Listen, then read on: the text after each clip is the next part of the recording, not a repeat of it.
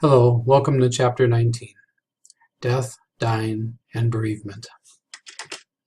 In this chapter, we'll look at the experience of death, the meaning of death across the lifespan, the process of dying, theoretical perspectives on grieving, and the experience of grieving.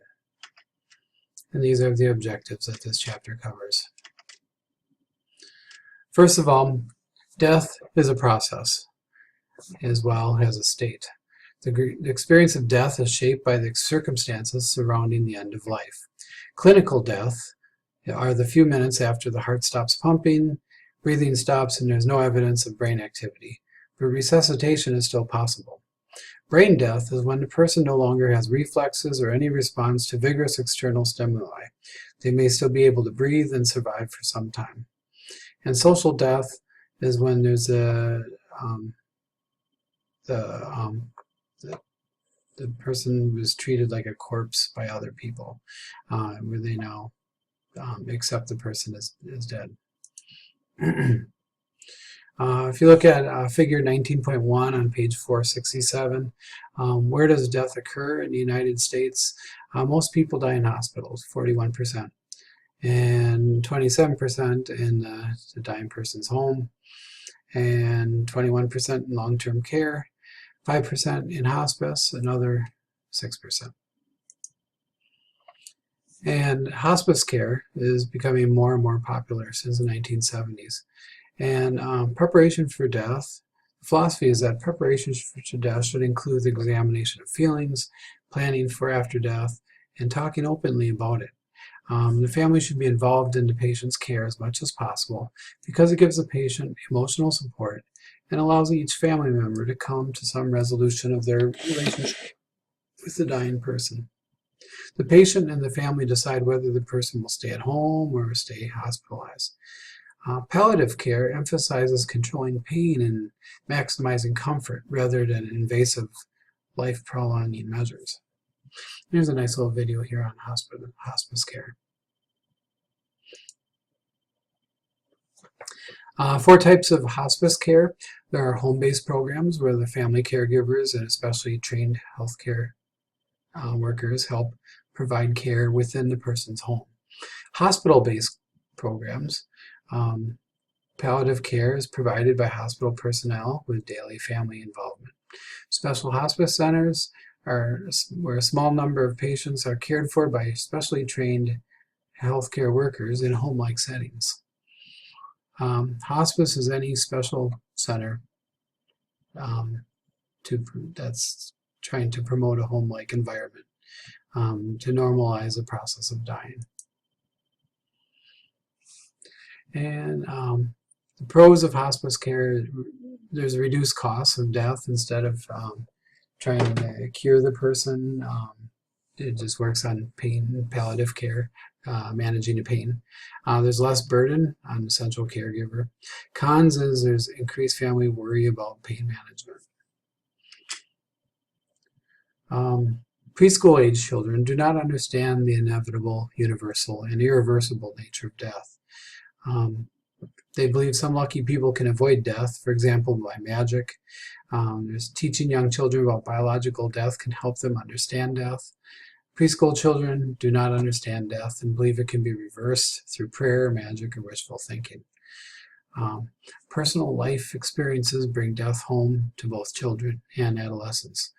School-age children understand the permanence and universality of death, that all things die eventually. Adolescents understand death is inevitable. They have unrealistic beliefs about personal death that contribute a lot of times to adolescent suicide. Sometimes they even believe that death is a pleasurable experience. Your text discusses the death of famous people who are young and the resulting feelings of loss and the changes in feelings of invulnerability. Unique invulnerability is the belief that bad things, including death, happen to others but not to themselves. They believe that they possess unique characteristics protecting them from death. They show increased fear of death following open discussion of the process of dying. Sudden loss of a loved one often shakes young adult ideas about death and invulnerability. So do early deaths, such as Princess Diana's. Death changes by way, which is going to be a big show on that. this coming Sunday. Death changes roles and relationships of everyone else in the family. One's view of time may be shaped by death. Middle-aged and older adults are more preoccupied with the past and are more often fearful and anxious about death. In your book, they talk about copycat suicide in the internet. Teens' access to internet and skills to create online videos and websites have created a venue for creating a celebrity status through committing suicide, or dying to suicide is the more common term. Pro-suicide forums and informational websites provide reliable methods for committing suicide. In many cases, teenage victims consult these sites prior to killing themselves. Intervention involves training parents and teachers to recognize the signs of depression and substance abuse in students and in youth in general. More research is needed to help adults deal with the impact of social media as related to teen suicide. In the book, they talk about Mr. Jones makes a decision to discourage students from discussing Brent's death. Brent dies to suicide. Why is this important? A lot of times in schools, if there's something terrible happening, like the death of a student who died to suicide, a lot of times the school will minimize the attention. And it's not that they're trying to be mean or cruel and ignoring that life. They're afraid of what's called copycat suicides. And a lot of research has shown is when we give a lot of attention to the person who died to suicide, a lot of kids start thinking about doing the same thing for the attention. Years ago, I remember, was it Bryan High School? There was a suicide, and then a child died to suicide, and it was in the news, it was in the headline, and there was all this attention, and as a result there was a copycat suicide shortly afterwards. Now you'll notice after someone dies of suicide, there's usually they ask the newspaper not to make a big deal about it, don't put it in the front page. You'll notice in school they'll try to offer counseling in small groups, but try not to, call attention to the person, more calling attention to, your feelings. Do you need to talk to somebody? Offering small groups for assistance. In your opinion, what steps should government, school officials, and parents take to address the issue of the dissemination of information about suicide methods?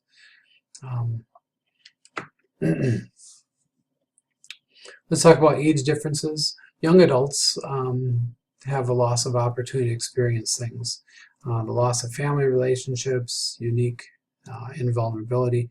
Middle and late adults have the loss of time to complete inner work. They grieve finality and inevitability and universality of loss. And here's a little video on how children cope with grief. Ethnic differences. Mexican Americans increase time spent with family or loved ones, where white and African Americans would not change their lifestyle. And then here's a little video on grief, death, and mourning.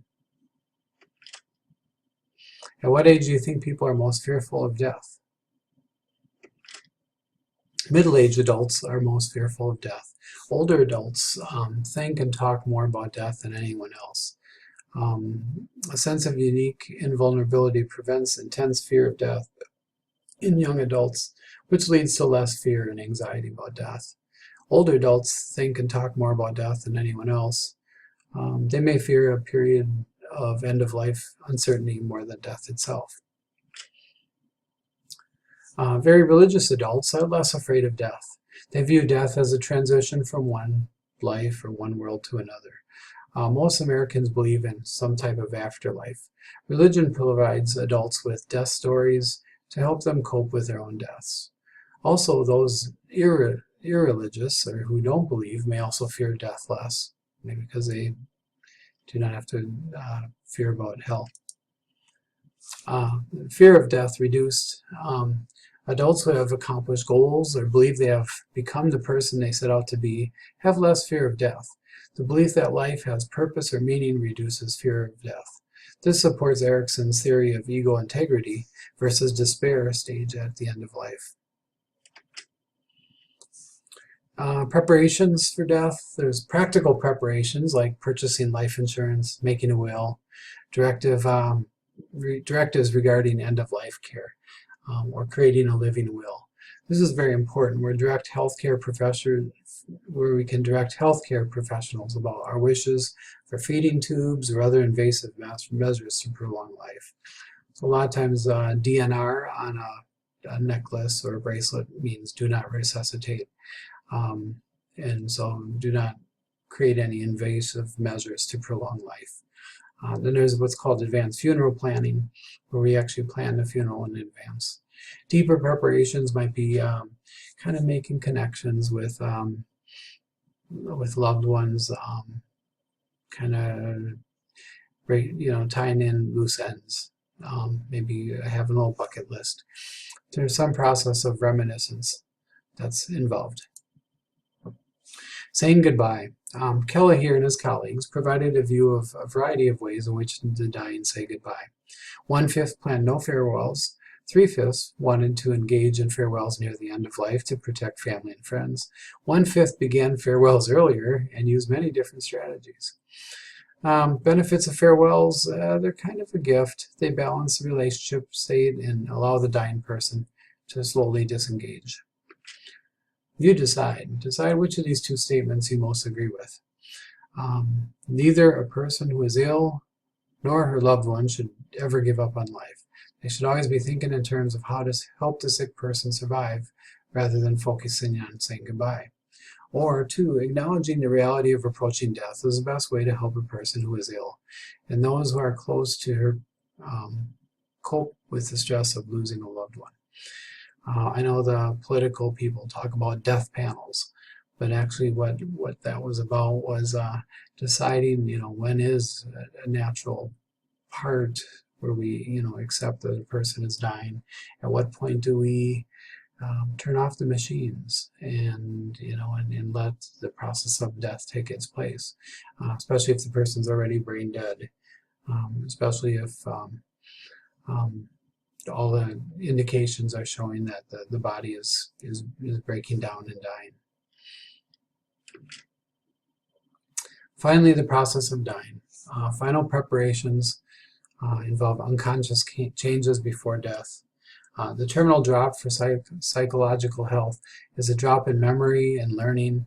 Individuals become less emotional, introspective, and aggressive, more conventional, dependent, and warm. If you look at Table 19, page 475, they talk about Elizabeth Kubler-Ross's stages of dying, that everyone who is going through the process of dying will go through these stages: denial, anger, bargaining, depression, and acceptance. In your book here, they talk about denial as the first reaction of disbelief to hearing the diagnosis. Anger is the individual become angry once the diagnosis is accepted. Usually anger is one of the feelings that's most allowed, especially among men, or accepted. Bargaining is where anger and stress are managed by thinking in terms of exchanges. If I do this, maybe this will happen. Maybe take a little vacation from your grief. Depression is when you finally, the feelings sink in and you truly feel the sadness and despair. And acceptance is where you basically accept what's about to happen. And the person who experiences grief of the loss also experiences the same process. Now, some criticisms of Kubler-Ross's theory. First of all, there are methodological problems. Kubler-Ross only interviewed 200 cancer patients, and she did not really explain her sample. Cultural specificity. Cross-cultural studies suggest there's diversity in beliefs about what is a good death. The stage concept, not all dying patients exhibit all 5 emotions, and seldom in specific order. Only depression is common among Western patients. Collectivist cultures may find bargaining less important. Native Americans think of death as part of a nature cycle, so death is to be faced with composure. In Mexican culture, death is the mirror of the person's life. Death is celebrated in National Feast Day, El Dia de Muerte. Religious beliefs may not follow the model. Two additional views. There's Scheidemann, where they talk about the dying process has many different themes. There's what's called the thanatologist, which involves scientific studies of death. The dying process has many themes like terror, uncertainty, rescue fantasies, incredulity, fear of pain, and many more. Now, CORE talks about coping with death involves taking care of specific tasks, which involve maximizing psychological security. For health professionals, thinking in terms of helping the patient perform tasks is more helpful than themes. For instance, satisfying bodily needs and minimizing physical stress, maximizing psychological security, autonomy, and richness of life, sustaining and enhancing significant interpersonal attachments, identifying, developing, and reaffirming sources of spiritual energy, and thereby fostering hope. And there's a little video a lot of times that's involved is caring for an ill spouse. Greer checked the survival rates of these 5 groups after 5, 10, and 15 years. He found that 35% of those who showed denial or a fighting spirit had died at 15 years. 76% of those of the others were dead at 15 years. Data from studies of patients with melanoma and AIDS also supports his theory. Greer concluded that the message may be that those who struggle the most, fight the hardest, express their anger and hostility openly, and who find some sources of joy in their lives live longer. Difficult patients who question and challenge those around them last longer. Optimism may also help survival. Social support is also important. This may be appropriate for cancer-like illnesses, but not others such as heart disease. Sometimes I don't like the attitude of, okay, keep a positive thing. Oh, cancer was a very good thing for me. It taught me. What about those who die from cancer? Would you say cancer was a good thing for them? It almost like it idolizes the survivors, but the people who died are losers. So part of it, it's good to kind of have some balance here. It's good to be positive, but also, realistic. That it's a hard thing. Traumatic death is often followed by physical or mental problems for the survivors, including post-traumatic stress disorder. Grief therapy with children makes use of defense mechanisms like sublimation, where they can express feelings through art, identification, where they can watch popular films to watch young characters' feelings and compare character feelings with their own. Ordinary People is a really good movie if you want to. It's kind of an older movie, but talks about grief. Freud talks about the death of a loved one as emotional trauma. The ego tries to insulate itself from unpleasant emotions through defense mechanisms, but defense mechanisms provide only temporary relief. To stay healthy, people must eventually examine their emotions directly. This approach urges emotional expression and working through your grief. Bowlby talks about intense grief is likely to occur at a loss of any attachment figure. The quality of the attachment is related to grief. Bowlby talks about 4 stages of grief, which is numbness, that feeling of shock, and then yearning, and then disorganization and disrepair, and then reorganization. Sanders' 5 stages of grief are comparable to Bowlby's, where there's shock, there's awareness, conservation, withdrawal, healing, and then renewal. And there's a nice little video here on grieving a loss. Certain revisionist rules avoid expressions of grief. They neither prolong grief nor it inevitably creates mental health problems.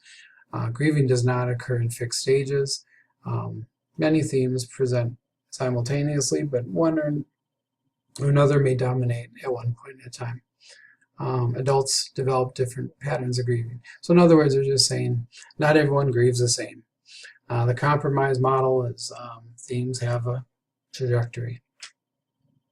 Wortman and Silver talk about the normal stage where a person feels great distress immediately following the loss with relatively rapid recovery. Chronic grieving is distress continues at a high level for years. Delayed grieving, where a person feels little distress during the first few months, but high distress months or years later. And this is the least common.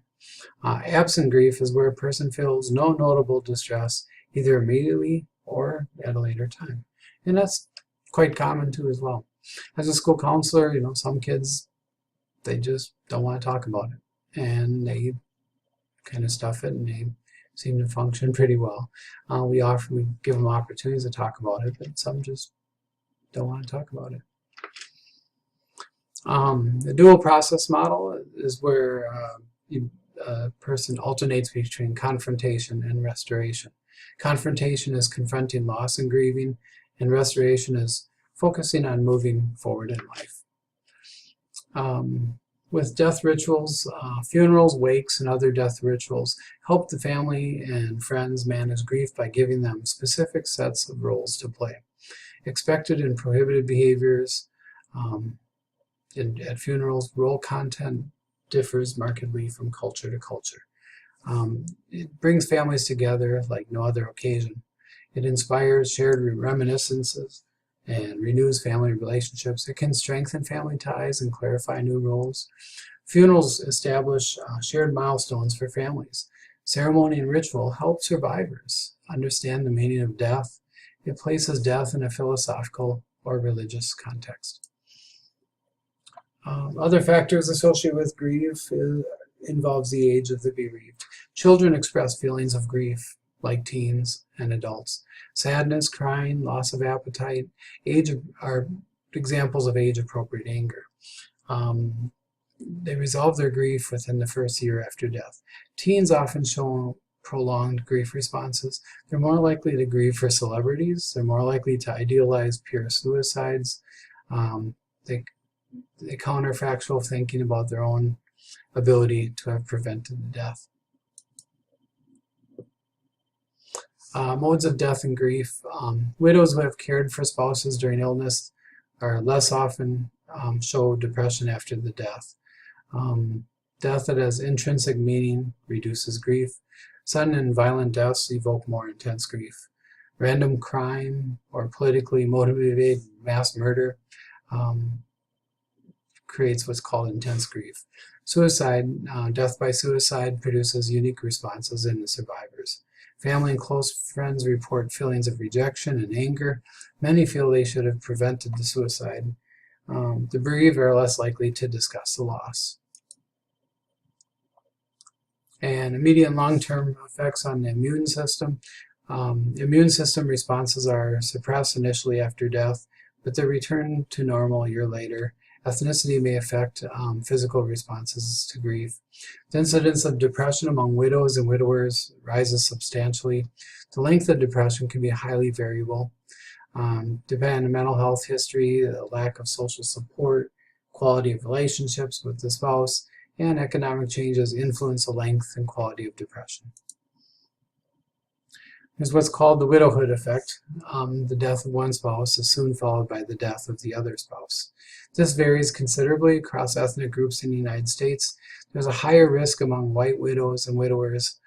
There's a differential risk for various configurations of biracial and Hispanic couples. The protective factor in African American and Hispanic female culture is usually the closeness of the family may lower the effect of the widowhood effect. I remember when my grandmother died, my grandfather died like a month later. And one is I think he wasn't able to take good care of himself because grandma really took care of him. But the main thing was post-traumatic stress, dealing with the loss of his spouse after 50 years. In Chapter 18, you learn that African American and Hispanic elders are more likely to share a household with relatives than their white peers are. In your view, how does the ethnic group difference in living arrangements contribute to the widowhood effect?